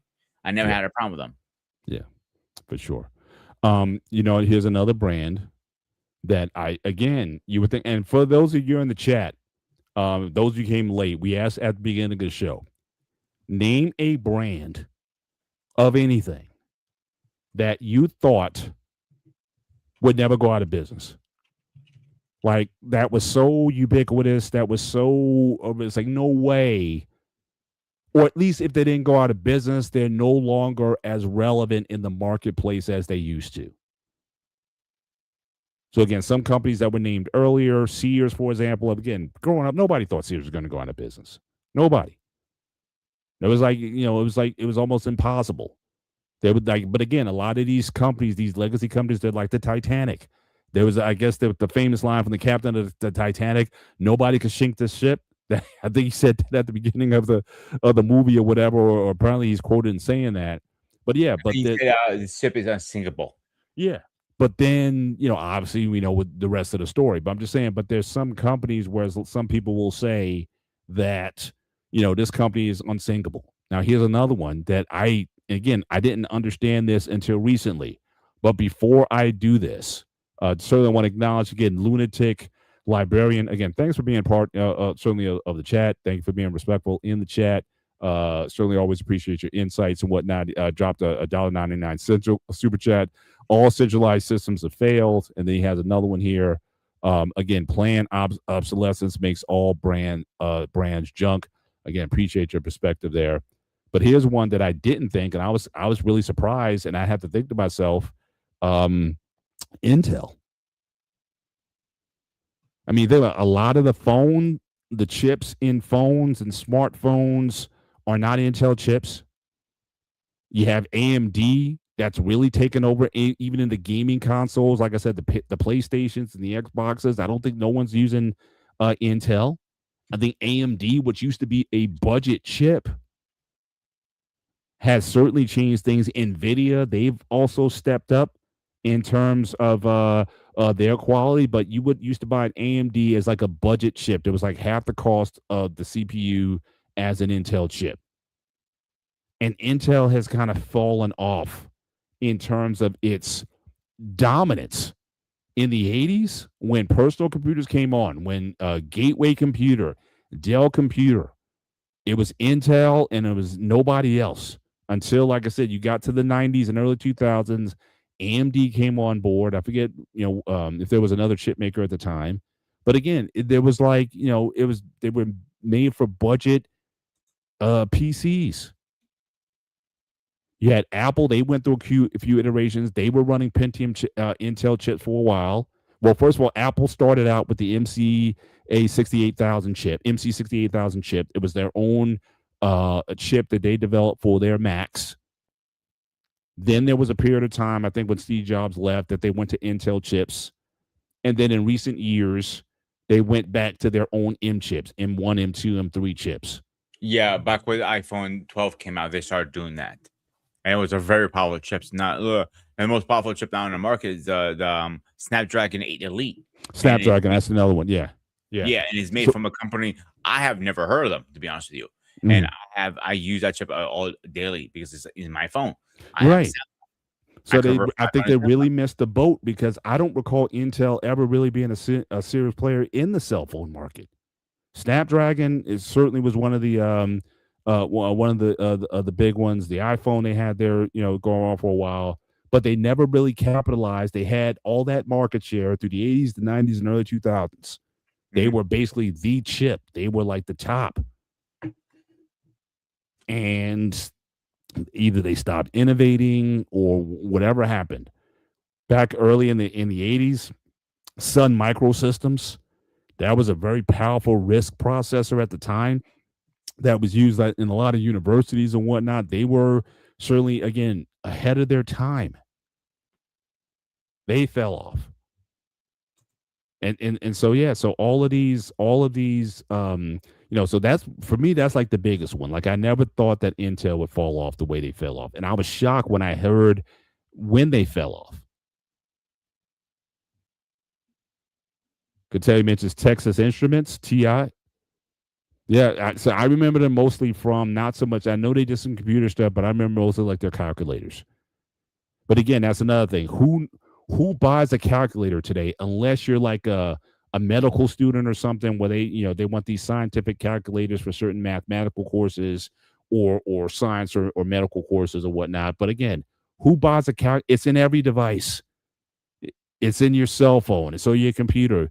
But people used to buy calculators with buttons. And then the coolest thing back in the day, I don't know if you remember, Pete, they used to have the watches I remember them. that had the calculator on the watch, and you didn't use it for anything major or whatever. In fact, if you're going to take a test in school or whatever, the teacher would make you take it off because you can't use a calculator in class. Certainly not for the test anyway.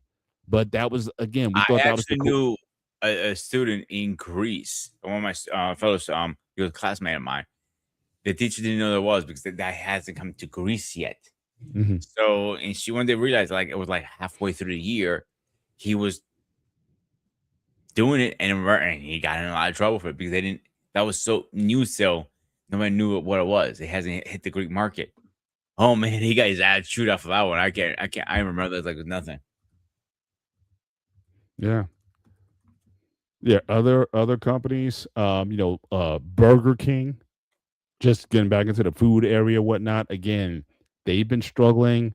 Certainly as of late, I think the original company was about out years ago, and but they're trying to, I guess, um, turn around. It says to combat the slump, RBI, which is I guess the owner, Restaurant Brands International that owns them, initiated a $700 million promotional ad to reclaim the flame plan dedicated to upgrading restaurant technology, remodeling stores, and heavily funding advertising.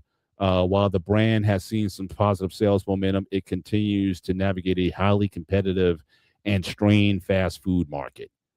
So again, you have they're trying to stay relevant in the industry, and I guess companies are trying to invest in. But again, I think now there's so many burger places now. We talked about like Habit Burger, and what's the other high end brand? I talked about that I think last week on one of your Oh, Shake Shack. Shake Shack, and people want these different concoctions now. The Flame Broil Whopper. Once again, if you're a kid of the '80s, you kind of grew up with that, and it was like Burger King versus McDonald's. Mhm. Wendy's was always like a distant third, and then so you had those burger wars. And for those of you in this area, you had White Castle, the little square hamburgers, White Castle. Now, if you're in the South, there's another chain which I forget. That is kind of like the White Castle of the South. For those of you in those areas, you can help me out there. Crystal, yeah, Crystal Burgers, which is basically the only difference between Crystal and White Castle. White Castle hamburgers have ketchup on them. Crystal has mustard on them. Other than that, they're the same burger, I have never heard of Crystal. same process. It's a Southern thing. Is it really? Maybe you might find one in Delaware somewhere or something like that, or maybe Western PA. But it's definitely a Southern thing. I was like, "What is this?" And I went in. It's like, "Oh, this is White Castle." So definitely it is one of those again Like, I regional. know the biggest trend in the like South Carolina, or not Carolina, or what is that called? Like Hollywood area, is In-N-Out Burger. Yeah, Like that's a huge trend down there. And I had CQ actually when he was in Cali, and he goes, he tried one. He goes, he wasn't impressed. It's just another burger. yeah, And same yeah, thing. The new trend right now is smash burgers. yeah, It's no special trend with them. There's just a burger. yeah. Now, Eric and I, we remember there was a spot called Fuddruckers. Again, back in the '90s, great store. You went in, you ordered your burger. So it was like they made the burger and they came in third pound and half pound sizes. So these were like massive at the time burgers. You would get your burger and then they had like a fixings bar, and you would go over there and put as many fixings or toppings on there as you wanted to. And so that was that was so that was the thing. Now lunatic, this is scary. Pizza Hut now made with real cheese. And I think I remember, I think even Domino's, I think they were doing that for a while also. So the question I'm going to ask was, if you're going to put that now on your boxes, now made with real cheese, what were you making with before? And was that healthy for us back in the day? I think it's a promotion thing. To be honest with you, I think it wasn't like I a don't, they that's a did scary. That's still a scary. Like I would be raised. I'd be going to my doctor and be like, what have I been eating if it wasn't real cheese for some time? Am I okay? So again, that's a very risky ad, because again, it's like you're offending people who may have been patronizing your product for a long period of time. So again, I'm like, if it's not broke, don't fix it. When it comes to again, the marketing of your product, but certainly again, for folks still in the chat, if you got some other brands, if you want to mention as we start to put the landing gear down on this show. But again, I thought this is just interesting to see that again, nothing is necessarily safe and secure, right? That again, even these companies that are operating in the billions of dollars, if they fail to innovate, if they fail to keep up with the trends, if they don't take the pulse of the consumer base, and like I said, there's all other type of companies, Top Golf. If you ever been to like a Top Golf range or whatever, again, it's a cool night. If you don't want to go to a golf course, you get there, you get some wings, you hang out with a party, and have some fun with your friends on a given night or whatever. It's fun. but they're struggling right now, in terms of a in terms of a business. So if I can tell you, Pizza Hut's cheese is supplied by Leprino Foods, which uses a word that I will not pronounce, but it sounds very chemical, a silicone-based industrial chemical in its manufacturing process. Wow. So you got to ask yourself. I mean, it's like what are you putting in your food again? Lunatic librarian. The modern fast food product is not real food, and maybe that's why people are trying to go to some of these more posh burger places like the Shake Shacks or whatever. Maybe thinking that paying nearly $20 for a hamburger, that you're getting a better quality of food. Hmm. And then some people you might have to think, you know what, you might be just better As a off. chef, I have seen a lot of nasty things in my career. All right. Mhm. So I love when I hear, "Oh, burgers are made fresh." Wendy's. Remember when Wendy's used to say that? Fresh. Where's the Guess what? beef? Let me. Only time you see anything meat fresh coming in, if you have a butcher on site or you have a local meat shop deliver it. They were Mhm. never fresh. They were Right. always frozen. Right. Five Guys, the same thing. They bring it frozen. They just defrost it and then just pound, roll it in balls and crush it. That's all they do. Mhm. It's nothing special about them. And I'll be honest with you, I would stay away from Five Guys because the way they clean the grill is so disgusting. It's not even funny. They Mhm. don't even clean the grill. They just they wash it out with water and that's it. Yeah.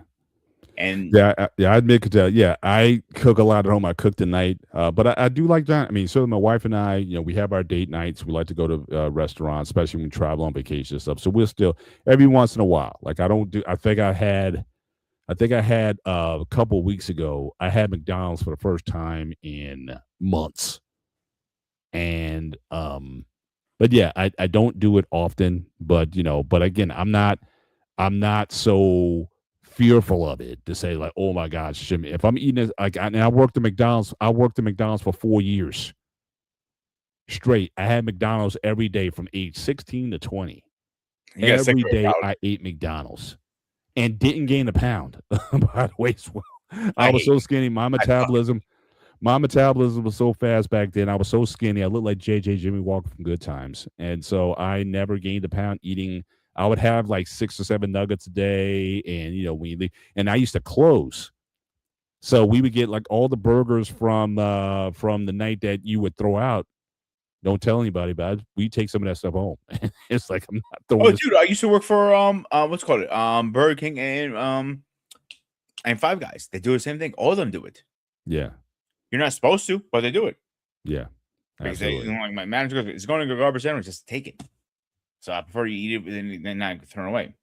Yeah. Shout out to again lunatic. Yeah, Amish people. Yeah, yeah. I mean, if you want some good food, maybe I don't know how good it is for you, but certainly Amish markets. I mean, yeah, you'll develop a food coma over there. I mean, it's like the So baked the thing goods and whatnot. It's yeah. with Amish meats, milks, and everything, they're not produced correctly like we do right now. Meaning, Hmm. because we're so used to all these chemicals in our food, the cattle get all these shots and everything. They don't give them shots, nothing. It can actually make you sicker getting meats and milk and everything from the Amish because your stomach's not used to not having, like taking dog to the vet. Same concept, the Yeah, cows, and yeah. they don't give them vaccines, anything like that. Hmm. So a lot of people their stomachs cannot handle it.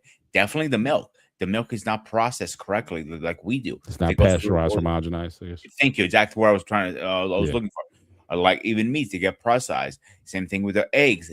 None of that does that. They just Hmm. they butcher it, they wrap it, and they eat it. Hmm. They smoke arena because they don't have fridge usually because they don't have electric. Yeah, true. But if you bought something fresh butchered from an Amish, 9 out of 10 you're going to get sick Hmm. because your body's Well, not. so is it more so like I guess you got to build like a resistance? I guess. I mean, or like Some them, the yes, Amish some people, no. they're kind of used to it, so it's not Yes, it's not. Yeah. like I'll use Greece for a good example. They are less of using hormones to grow the cattle to grow naturally. That is not going to bother you, but the animals still need to get their shots Mhm. because it's like us. We get our shots normally. Mhm. There's a whole different Some. argument if you want to believe it or not. I We're not getting into that I politics. got you. I got you. Yeah. But let's say you get the shot, like Apollo gets his shots. Mhm. Doctor Strange gets his shot. Same thing with the cattle. They have to get their shots still Mhm. because Yeah. that's why crazy cow came out and all this diseases. Yeah. Gotcha. Gotcha. There was one more chain I want to mention that again, very popular in the 80s, certainly into the 90s, up until the pandemic, and that was Chuck E. Cheese. In fact, the guy Michael, he done a episode on Chuck E. Cheese again, the rise and fall of Chuck E. Cheese, and that was a Are they time still around? when, not to the extent they are, but Okay. certainly they've closed a lot of stores. But again, that was one of the biggest blows to their store was COVID. Think about it. Back then, you Yeah. had the big playpens, and all these kids are running around. They're jumping into the bin with all the balls in it and stuff. And parents, I guess, back then weren't as worried about communicable diseases and things of that nature. People kind of took for granted that your kids were mostly immunized and healthy and whatnot. That I'm not going to put my kids into a petri dish playing at Chuck E. Cheese. You know what I'm saying? But then when COVID happened and when people got a lot more germ phobic, a lot of that stuff shut down because again, you don't want kids playing around in these bins. You don't know where these kids have been or whatnot, or so people are a lot more phobic about having these common communal areas where a lot of kids are playing all on the same games or the same equipment or what have you. So again, that was certainly one of the things that again the pandemic changed a lot of our behaviors when it came to how we interact with one another. And I think a lot of businesses are still trying to get that back, get that business back. But we'll see. It may still take a few years before people feel comfortable because you still have people walking around with masks now. I mean, either, for one reason or another, I'm still people. It's almost weird now that I'm still like, why are you still wearing a mask? But there's still Not as people many who, people do it. Is rare when people do it now. It's like out of 10 people, 1% does it. But you still do have it. I That's the question, the catch 22, unfortunately. You know what I'm Mhm. saying? Yeah. My mother still wears it because obviously she has cancer. She needs to be more protected than we do. Yeah, if your immune system is compromised. Now, again, whether the mask works for you or not, that's another story as well. Because stuff came out later, in terms of how much does the mask actually help you in terms of fighting that off. So that's another controversy as well. Lunatic did have a pushback on the Amish. Says said maybe 6 or 7 heads on the Amish farm versus 67,000 in a commercial cattle operation, but obviously, again, you work in the business, you work in the food business. When you get I think, a 20 years yeah, experience, then we're gonna have that conversation. That's all I gotta say. yeah. So I've been yeah, in the business 'cause I for think 20 Lunatic said years. he gets I tell you, his meat from a butcher or something like that as well. But that's but different again, there. everyone shares. They still get this there. That means they still get the shots if you get it from a butcher by federal law. And a keyword, federal law. You have to get their vaccines, not steroids. Vaccines. You cannot sell it. They were caught selling milk, the Amish. They went to prison for 10 years. When you're Mm, in the business, we can have that conversation. mm. Very interesting. Very interesting. All right. Well, I think we can certainly put a mark on a stamp on this show. Again, certainly going to the site that I had put in the chat. Again, the guy has very interesting comment. He's very pithy, and he actually gives you summary. So if you want to go back and like kind of read up on some of the points that he's making, again, Michael Gertley on his YouTube channel. Again, I enjoy his content very much, and I think you'll certainly get a lot of it as well. I think he does a good job of telling the story. And again, if he gets it wrong or something or whatever, people will check him in the chats. But I think he gets the general strokes right when it comes to why these businesses who were riding high at a point. And we like you being here too. Appreciate you. Nothing but respect for you, Lunatic, for being here. But certainly but I think as we see these companies, I mean, that it's a message for us. If a $1 billion company doesn't pivot and change, that they can find themselves on the outside looking in, that also speaks for us as well. That we cannot stand as people, we cannot stand still with technology changing and whatnot. again, your success in the future is going to be based on your ability to adapt, to embrace new things.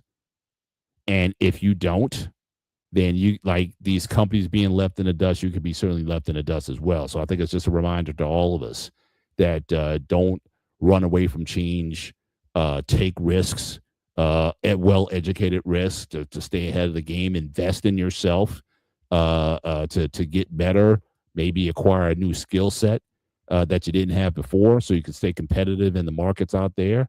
Or if you're going to go into business, then again, make sure you're doing your due diligence in terms of before you invest large sums of money into something, make sure that you can get a good ROI in your investment. And at the same time, stay consistent and try to, hang in there initially. Because again, we know that most businesses fail. I think they said like 80% of business fail within the first 5 years. That information, I think, comes from the Small Business Administration. And so you have to, take all that in mind. But the idea is to keep moving, never be stagnant in your opportunities and in your growth, and try to again stay ahead of the game, and don't just because you have a job in a quote unquote safe company, don't close off your options, because the more the times than not, if you really want to advance in the world, that's going to come from moving jobs. They say a person will change jobs 8 to 10 times in their career. And a lot of it's not because the job that you're in were bad, but you have to ask yourself, am I tapped out in terms of my opportunities here? Am I tapped out in terms of jobs? Because if you're with a job, at best you might get, like, unless you get a promotion, you're going to get maybe a 2% or 2.5% cost of living increase or something like that. But if you want to make major change, again, I was with Bed Bath & Beyond for almost 20 years, and I didn't really make significant bumps in my income until that. So again, for them, I could almost say that because I got comfortable there, and I'll just speak personally, because again, at that time I just had my third kid, and I was looking for stability. Prior to that, I was a contracted consultant, so I would go from job to job. But once my family really got established, I wanted more stability, so I actually took a step back, wanted benefits and things like that. And it was a very comfortable environment to work in for a lot of years.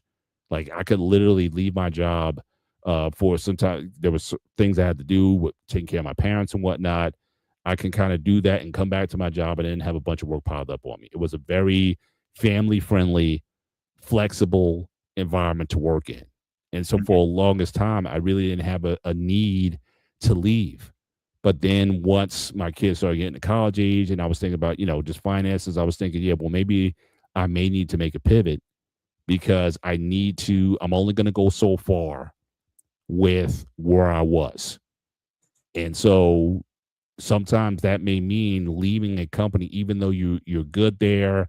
It worked for your family and whatnot. Situations may change where, again, if you want a significant bump in pay, 20-30% bump in pay, you may have to move to somewhere else, because again, you got to see what the market is at. And if you don't look out at the market and see what you're worth, then you may stay stagnant and not get your full, compensation there. So, that's something that as individuals, we need to be able to do.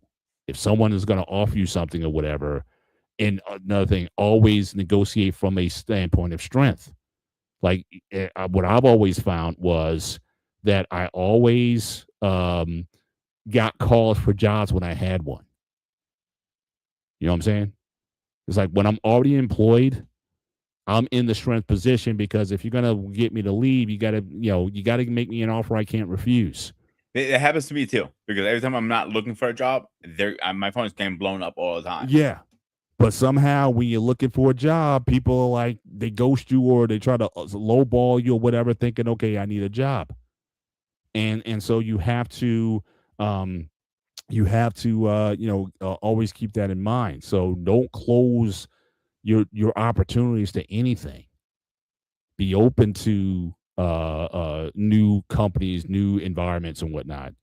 And I think you'll be much better off. But Pete, certainly your closing thoughts. And again, I want to thank you, Catellia, certainly for being here tonight. Certainly appreciate the you coming on, no matter how late you come. Always appreciate you being on. Certainly buenas noches to you, y tu también. And lunatic, I studied culinary arts, was going to go to college for it. Master of diesel tech became my trade, to include certification in HVAC, welding, electrical, crosses into that realm. So again, be a master of many different trades and tools. Yeah, So again, shout unfortunately, out to no lunatic offense, for that. but culinary arts are is a joke. It's a waste of money. I'll be honest. Every chef that came out there is not. They're not chefs. They're just chefs. I'll be straight honest. And even if I'll get my own chef up. He will tell you the exact same thing I'm saying to that. Mhm. But to what you're saying, Paul, one thing I want to add to what you said, I want to bounce into my thoughts is know your worth.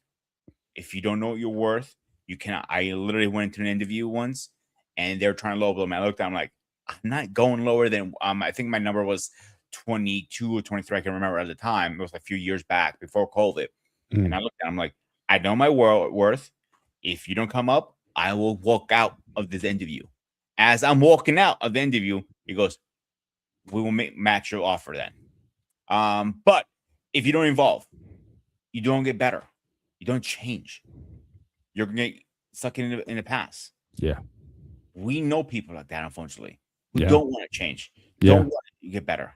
Mhm. But it's time to get with the times. I always tell everybody that if they're not getting the times, they want to stick into the past. I'm sorry, and like you're just gonna be left in the dust. You'll go extend like the dinosaurs. Yeah. Yeah, you Yeah. need to And get with that's the times. yeah. And like I said, if that can happen for these billion-dollar entities, these billion-dollar corporations, it Mhm. can certainly happen to you. And Yeah, so certainly, appreciate that. But again, want to thank everybody for being here tonight. Again, make sure you hit the like button both here and on hop over to the Sparta HQ network.